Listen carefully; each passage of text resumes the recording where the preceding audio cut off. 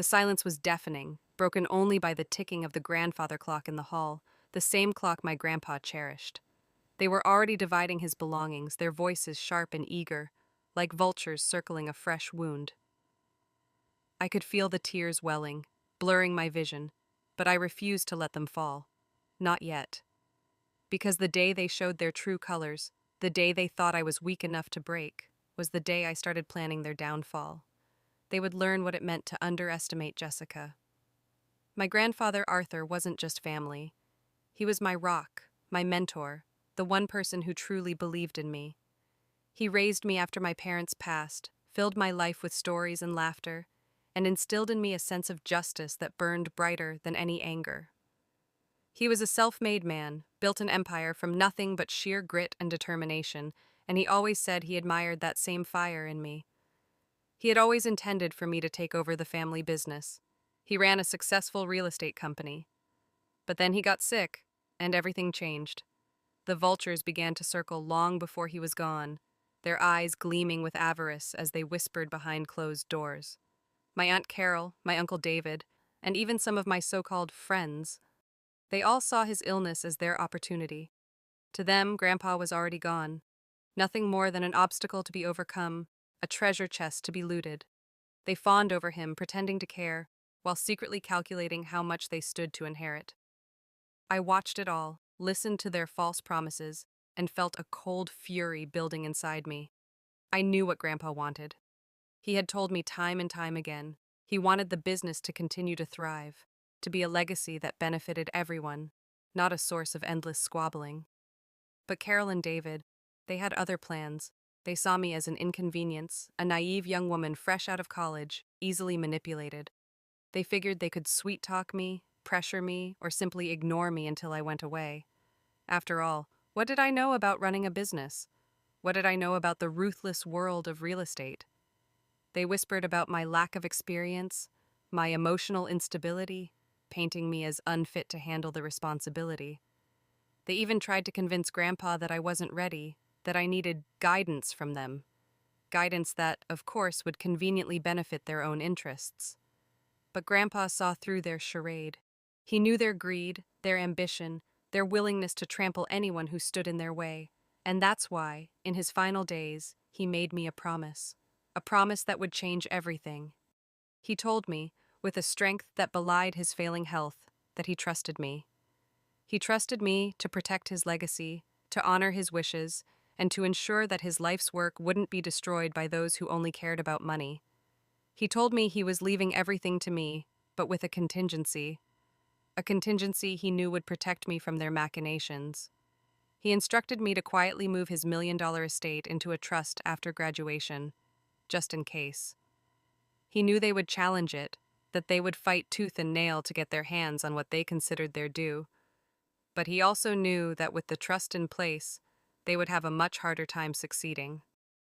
He smiled weakly, his eyes filled with love and determination. "You're stronger than you think, Jessica," he whispered. Those were some of the last words he ever spoke to me. The funeral was a farce. Carol and David put on a show of grief, tears streaming down their faces as they delivered insincere eulogies. But I saw the glint of triumph in their eyes, the barely concealed excitement at the prospect of finally getting what they wanted. They assumed I was devastated, too grief-stricken to even think about the future. They patted my shoulder, offered empty condolences, and assured me that they would take care of everything. And that's when I knew I had to act. I had to be smarter than them, more ruthless than them, and more determined than them. I had to honor Grandpa's wishes, protect his legacy, and make them pay for their greed and betrayal. I kept my grief hidden, my anger simmering beneath the surface. I smiled politely, nodded in agreement, and pretended to be the naive young woman they expected me to be. But inside, I was plotting, planning, and preparing for the battle ahead. They thought they had won, that they were on the verge of seizing control. They were wrong, so wrong. Because Jessica had a few tricks up her sleeve. The person I trusted most was one of them. My cousin Emily had always been like a sister to me. We had grown up together, shared secrets, and supported each other through thick and thin. Or so I thought. I confided in her about Grandpa's plans, about the trust, about my fears and anxieties. I needed someone to lean on, someone I could trust implicitly. But Emily, it turned out, was playing a double game. She was secretly working with Carol and David, feeding them information and undermining my efforts at every turn. I discovered her treachery by accident, overhearing a phone call between her and Carol. The venom in her voice, the cold calculation in her words, shattered my heart into a million pieces. It was then I realized the depth of their deceit and the lengths they would go to get what they wanted. The betrayal cut deep, deeper than I could have imagined. But it also solidified my resolve. If they were willing to stoop so low, then I would meet them on their level. The game had changed. I started subtly documenting everything. Every shady deal, every backroom meeting, every instance of Carol and David undermining the company's best interests. I acted like I was learning the ropes, asking questions, taking notes, all while secretly gathering evidence that would expose their true intentions. Sleepless nights became the norm. I would lie awake, replaying conversations in my head, searching for clues, piecing together their intricate web of lies. The weight of Grandpa's legacy, the responsibility of protecting it from those who sought to destroy it, pressed down on me like a physical burden. I tried to talk to Carol and David, to reason with them, to appeal to their sense of family and fairness. But it was like talking to a wall. They dismissed my concerns, brushed aside my suggestions, and continued to pursue their own selfish agendas. They began to make decisions without consulting me, locking me out of important meetings and deliberately withholding information. It was clear they were trying to push me out, to isolate me, and to make me feel powerless. They even started spreading rumors about me, questioning my competence and suggesting that I was emotionally unstable and unfit to run the business. These rumors started affecting my relationships at work, where people who had once been friendly and supportive now seemed distant and wary.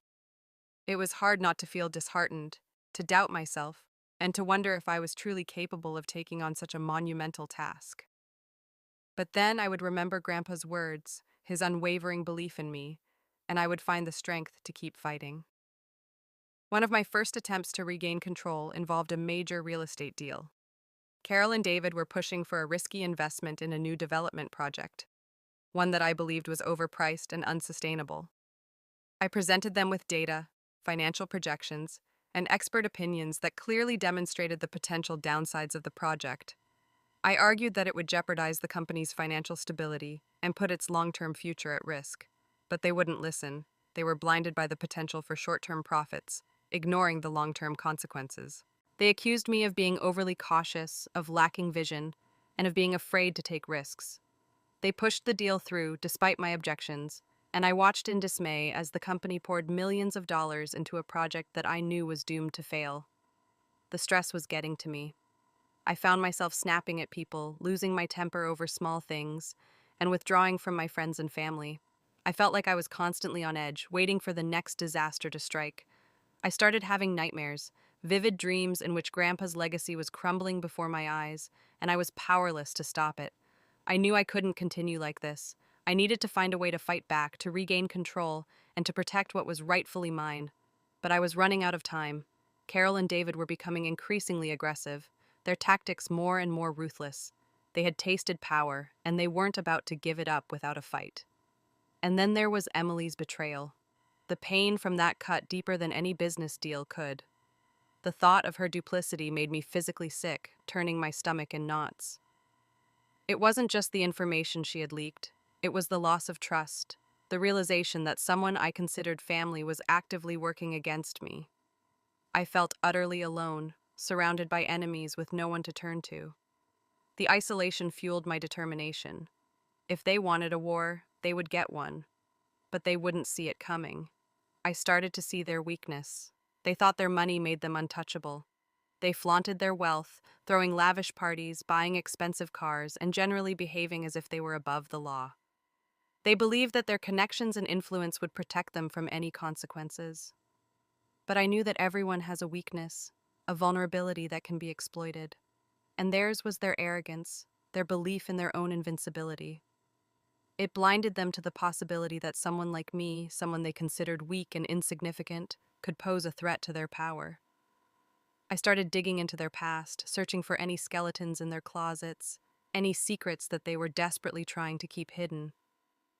I hired a private investigator, a discreet and resourceful individual who specialized in uncovering hidden truths, and what he found was more than I could have ever imagined. Carol had a long history of shady business dealings, including allegations of fraud and embezzlement. David had a gambling problem and was deeply in debt to some very unsavory characters. And Emily, well, Emily had her own secrets, secrets that could ruin her reputation and destroy her future. I compiled all of this information, meticulously documenting every detail and building a case that would expose their true nature to the world. I knew that revealing this information would be risky, that it could have serious consequences for me and for the company. But I also knew that it was the only way to stop them, to protect Grandpa's legacy, and to ensure that justice was served. The day they tried to end me was the day the truth came out. They knew about the investigator. I don't know how, but they found out. The day I planned to meet with him to finalize the evidence, I walked into my office to find it ransacked. Files were strewn everywhere, drawers were pulled out, and my computer was gone. Panic seized me, cold and suffocating. I frantically searched for the files I had backed up, the copies of the documents, but they were all gone too. They had taken everything. As I stood there amidst the chaos, the phone rang. It was Carol. Her voice dripped with venomous sweetness. She purred, "You should have known better than to play with us. Now be a good girl and walk away." The line went dead. I felt a wave of despair wash over me, so potent it almost brought me to my knees. They had outmaneuvered me, anticipated my every move, and now they had taken away my only weapon. I was alone, vulnerable, and completely exposed. The walls seemed to be closing in, the weight of my failure crushing me. I sank into my chair, buried my face in my hands, and finally allowed myself to cry. The tears flowed freely, a torrent of grief, anger, and frustration. I had failed Grandpa. I had let them win. I had allowed his legacy to be destroyed. That night, I received another phone call. This time, it was from an unknown number. A distorted voice on the other end delivered a chilling message. "Consider this your final warning." The threat was clear, unambiguous, and terrifying. I knew they were capable of anything. They had already shown me the depths of their cruelty and their willingness to cross any line to get what they wanted. I spent the night in a state of abject fear, jumping at every sound, convinced that they were watching me, waiting for an opportunity to strike. Sleep was impossible. Every time I closed my eyes, I saw their faces, their eyes filled with malice and triumph. The next morning, I woke up feeling defeated, broken, and utterly hopeless.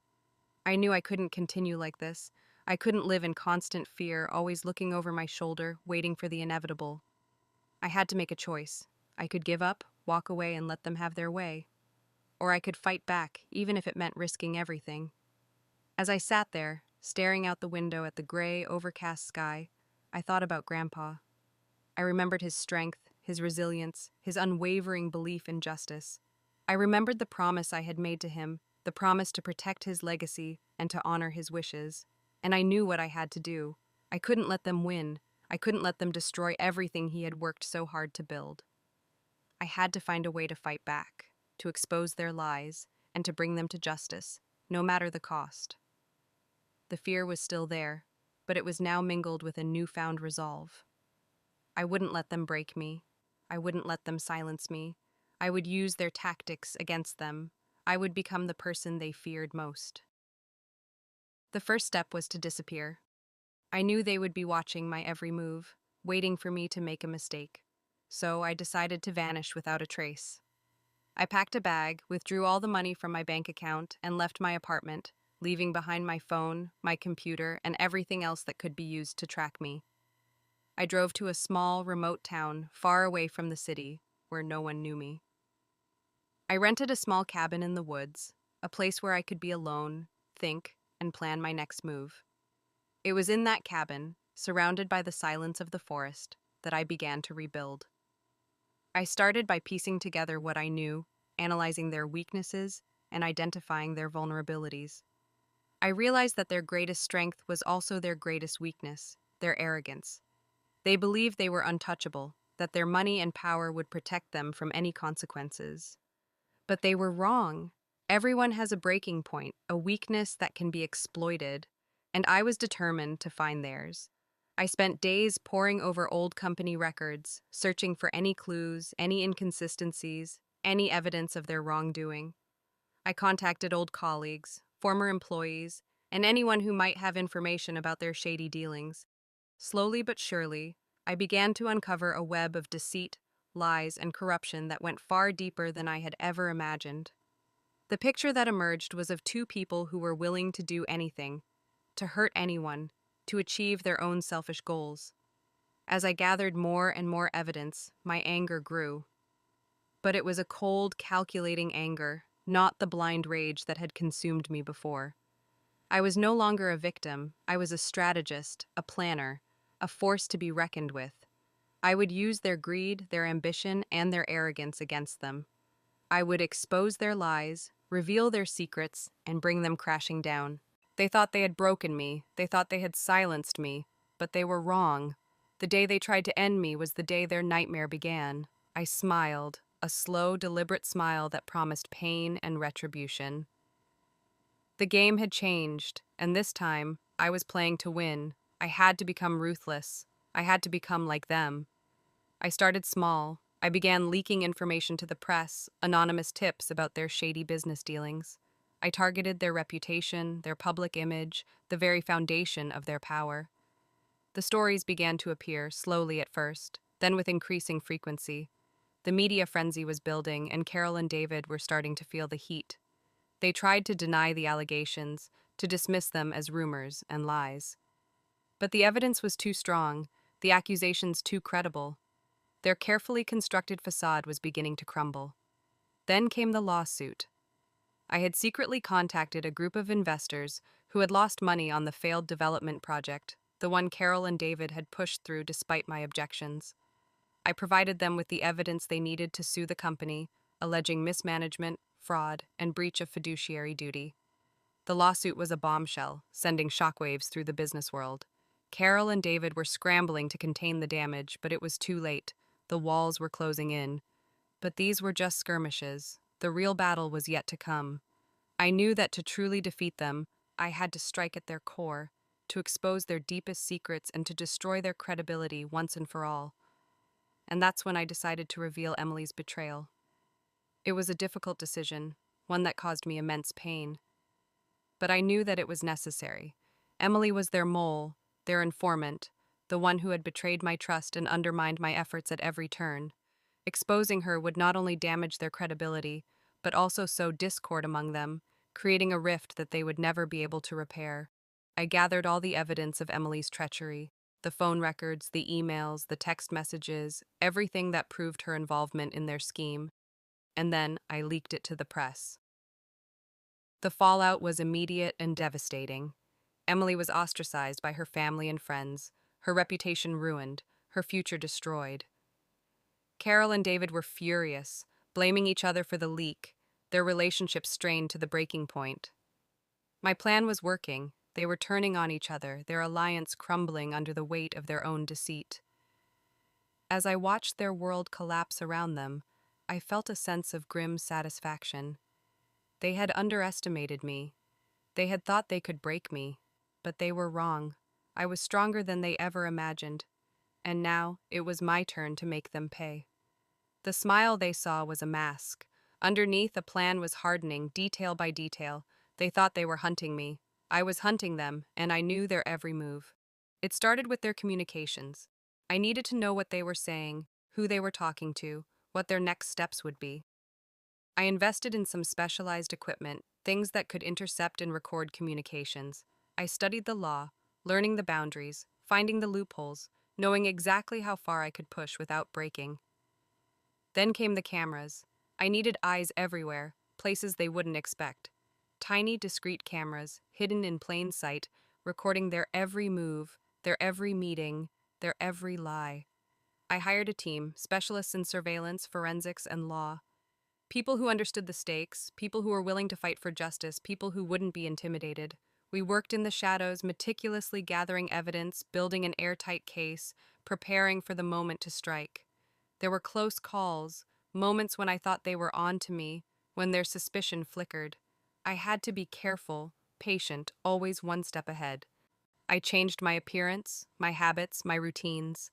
I became a ghost, unseen, unheard, but always watching. One evening, I was reviewing footage from a camera I had placed in Carol's office when I saw something that made my blood run cold. She was meeting with a lawyer, discussing ways to discredit me, to paint me as unstable, incompetent, even dangerous. They were planning to use my past against me, to twist my words, to manipulate my emotions. The anger surged, but I kept it in check. This was exactly what I needed. Evidence, solid proof of their malicious intent. I saved the footage, meticulously cataloging it, adding it to the growing mountain of evidence against them. Then there was the night I followed David. He was meeting with some shady characters in a rundown part of town. The conversation was hushed, but I managed to get close enough to hear snippets. They were talking about money, debts, and threats. David was in deep, owing a lot of money to some dangerous people. This was another weakness, another vulnerability that I could exploit. I recorded the meeting, capturing every word, every gesture, every detail. I knew that this information could be used to pressure him, to force him to cooperate, to turn against Carol. The closer I got to the truth, the more dangerous the game became. I received more threats, more warnings, more attempts to intimidate me, but I refused to back down. I was fueled by a burning desire for justice, a determination to protect Grandpa's legacy, and a deep-seated belief that what I was doing was right. The anticipation was building, the moment of reckoning drawing near. I could feel it in my bones, the tension in the air, the weight of expectation.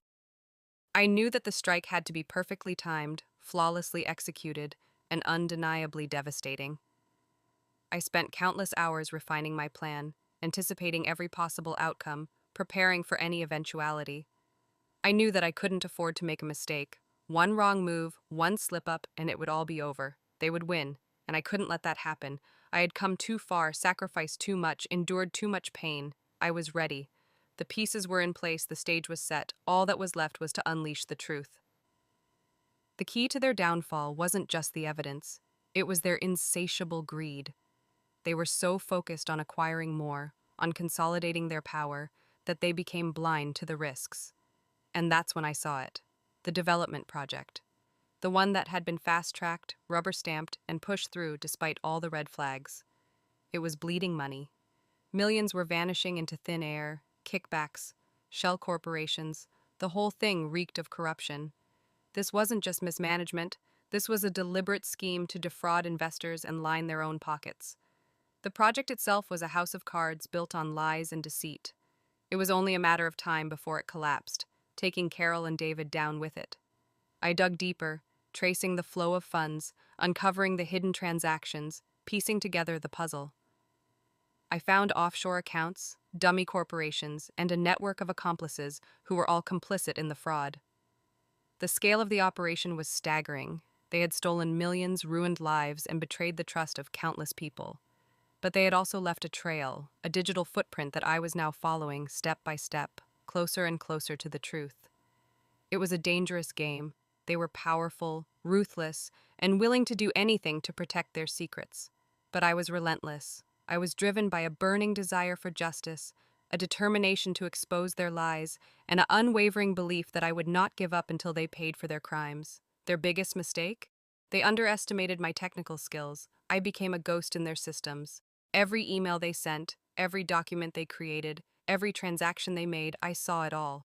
I was like a shadow, lurking in the digital realm, silently gathering evidence, preparing to strike. I learned their passwords, bypassed their security protocols, and gained access to their most confidential files. I knew their plans before they did, anticipated their moves, and countered their strategies. It was like playing chess with a grandmaster, except I knew their every move in advance. And what I uncovered was truly sickening. They had been systematically looting the company for years, siphoning off funds, manipulating the books, and covering their tracks with a web of lies. They had used the money to fund their lavish lifestyles, to buy expensive cars, luxurious homes, and extravagant vacations. They had lived like royalty, while the company struggled, employees were laid off, and Grandpa's legacy was tarnished. The level of their greed was astounding. They had no conscience, no remorse, no regard for anyone but themselves. They were monsters, and they needed to be stopped. I decided to use their own creation, the development project, as the stage for their downfall. I crafted an anonymous email masked through layers of encryption and sent it to several major news outlets, financial regulators, and even a few well-known activist investors. The email contained a detailed outline of the fraud, complete with documented evidence, transaction records, and names of key players involved. I even included a few juicy tidbits about Carol and David's personal lives, just to spice things up and ensure maximum media attention. The subject line? I knew that once the email was opened, the world would never be the same for them. I sent the email, and then I waited. The next few days were a blur of activity. The media went wild. The story exploded, dominating headlines, sparking investigations, and sending shockwaves through the financial world. Carol and David were caught completely off guard. They tried to deny the allegations, to discredit the evidence, to spin the narrative in their favor. But it was too late. The truth was out, and it was spreading like wildfire. The regulators launched formal investigations, subpoenas were issued, and their offices were raided. The activist investors started buying up shares of the company, preparing for a proxy battle to oust Carol and David from their positions of power. The house of cards was collapsing, and they were desperately trying to hold it together. That's when Carol called me. Her voice was trembling, barely a whisper. "Jessica," she said, "please, we need to talk." I simply hung up the phone. There was nothing left to say. I had given them a chance to do the right thing, to confess their crimes, and to make amends. But they had refused. They had chosen to fight, to lie, and to try to destroy me. Now they would face the consequences of their actions. I knew that what I was doing was risky. I was playing with fire, and I could get burned. But I was prepared to take that risk. I was fighting for Grandpa's legacy, for the truth, and for justice, and I wouldn't stop until I had won. I watched on the news as Carol and David were escorted from their offices, their faces pale, their eyes filled with fear. The cameras flashed, the reporters shouted questions, and the world watched as their empire crumbled before their very eyes. It was a moment of triumph, a moment of vindication, a moment that I had dreamed of for so long. But it was also just the beginning. The real battle was still to come. And I was ready. But I wasn't content with just exposing them. I wanted to watch them squirm. I wanted them to know that I was the one pulling the strings. So, I arranged a meeting, a final showdown, a chance for them to face their accuser. I sent them each a text message, using a burner phone, instructing them to meet me at the old warehouse down by the docks. The same warehouse where Grandpa started his business, the same warehouse where they had plotted their betrayal. It was poetic in a twisted sort of way. I knew they would come. Their curiosity, their desperation, their arrogance. It would be too much to resist. They needed to know who had taken them down. They needed to understand how I had outsmarted them. And I was more than happy to oblige. As I drove to the warehouse, the rain started to fall, a heavy, relentless downpour that mirrored the storm brewing inside me. I parked my car a few blocks away, donned a dark hoodie, and made my way to the warehouse on foot. The streets were deserted, the air thick with anticipation. I could feel their presence, their anxiety, their fear. They were waiting for me, and I was about to give them the show of their lives. I slipped through a broken window, into the darkness, and waited. The warehouse was a tomb of shadows and echoing drips. I saw them first, illuminated by the weak moonlight filtering through the grimy windows. Carol and David, standing stiffly, fear etched on their faces. Good, let them be afraid. I stepped out of the darkness, the only sound the crunch of broken glass under my boots. Carol gasped, her hand flying to her mouth. David just stared, his eyes narrowed, trying to penetrate the shadows that still clung to me. "Hello, Carol. Hello, David," I said, my voice low and steady. Carol found her voice first, a shaky whisper. "Jessica, what is the meaning of this?" I laughed, a cold, humorless sound that bounced off the warehouse walls. "What have I done? I've simply exposed the truth." I pulled out a small remote control, the kind used for presentations. I clicked the button. A large screen, hidden in the shadows, flickered to life, displaying the footage I had gathered, the evidence of their crimes. Their faces on the screen, their words echoing in the warehouse, their lies laid bare for all to see. David lunged forward, his face contorted with rage. You little... I pressed another button on the remote. The warehouse door slammed shut with a deafening clang, the sound echoing like a death knell. He froze, his eyes wide with panic. He snarled. Just ensuring we have some privacy, I said calmly. On the screen, footage of David meeting with the shady characters, the hushed conversations about debts and threats, played out for Carol to see. Her face crumpled, the realization of his betrayal hitting her like a physical blow. Then came the evidence of their theft, the siphoned funds, the manipulated books, the lavish purchases. The screen showed it all. I watched them carefully, their faces a study in shock, disbelief, and dawning horror. Carol started to sob, her body shaking uncontrollably. David just stood there, his face ashen, his eyes darting around the warehouse, searching for an escape that didn't exist. Carol stammered, her voice barely audible. I smiled, a genuine smile this time, but one that held no warmth. I'm smarter than you think, Carol. I pressed another button on the remote. This time the screen displayed Emily's betrayal, the phone records, the emails, the text messages, all proving her involvement in their scheme. Carol's sobs turned into wails, her face buried in her hands. David just looked at me, his eyes filled with a mixture of hatred and grudging respect.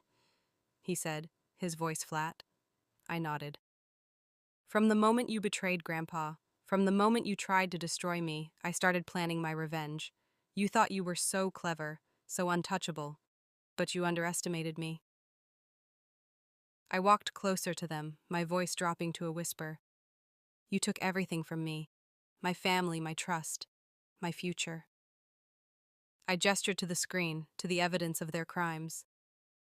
The world knows the truth. Your reputations are ruined, your careers are over. The sound of sirens wailed in the distance, growing louder with each passing second. David's eyes widened. He hissed. I called the authorities, I said simply. They're on their way to arrest you both. Carol collapsed to the floor, a broken, sobbing mess. David stood his ground, his face a mask of defiance. This isn't over, he snarled. I'll get out of this. I just laughed. You won't get out of this, David. The evidence is overwhelming. And even if you did, what would you have to come back to? Your wife hates you. Your friends have abandoned you. The sirens grew louder, closer. The warehouse doors burst open, flooding the space with flashing lights and the sound of shouting officers. Carol and David were taken into custody, their faces pale, their eyes filled with despair. As they were led away, I watched them go, a sense of grim satisfaction washing over me. They had lost everything. The following weeks were a whirlwind of legal proceedings, media coverage, and public outrage. Carol and David were charged with multiple felonies, their assets were frozen, and their lives were turned upside down. Emily, ostracized and disgraced, disappeared from public view. The company, reeling from the scandal, underwent a massive restructuring, with new leadership and a renewed commitment to ethical business practices. Grandpa's legacy was restored, his name cleared, his vision vindicated. As for me, I walked away from it all, leaving the company in the hands of those who would honor his memory. I had achieved my revenge, but it had come at a cost. I had lost years of my life, endured unimaginable pain, and become someone I never thought I could be. But I had also found my strength, my resilience, and my unwavering commitment to justice. I looked back at everything that had happened, the betrayal, the pain, the planning, the execution. It was a dark chapter in my life, one that I would never forget. But it was also a testament to the power of resilience, the importance of fighting for what's right, and the unwavering belief that even the most powerful enemies can be brought down. They lost everything. I just smiled. Revenge isn't sweet. It's necessary. Would you have done the same? Let me know in the comments. Subscribe for more justice.